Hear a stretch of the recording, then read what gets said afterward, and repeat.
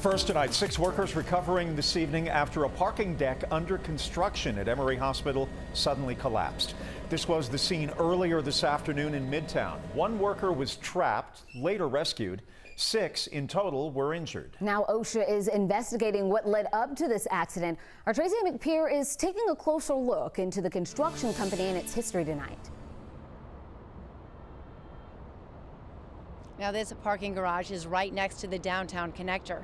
And right now the northbound Spring Street exit ramp is closed, as are 2 blocks on Spring Street. Now that's for safety since it's the area right below where earlier part of the parking garage collapsed. Several people trapped in a collapsed construction site. These are dispatch calls from right before noon today. We got 1 male alert conscious of breathing, trapped underneath some rubble. When the Atlanta Fire Department was called out to this parking deck in Midtown. Legs are going to be crushed. 6 construction workers were injured when part of the 11th floor collapsed onto the 10th floor.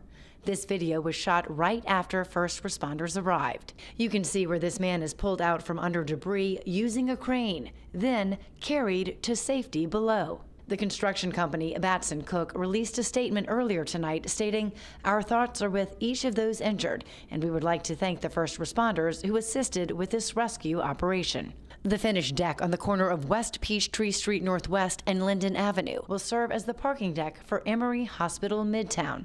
We reached out to the Atlanta City Planning Department, and Commissioner Tim Keene says an inspection has been performed by their inspections group.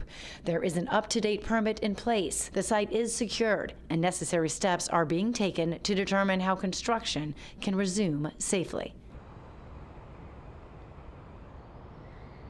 OSHA is now investigating. Now, we checked with the OSHA website, and over the last 5 years, Batson Cook was fined for 2 different violations. Now, one incident was at Northside Hospital back in 2017, and in that case, a worker was actually killed in a construction accident.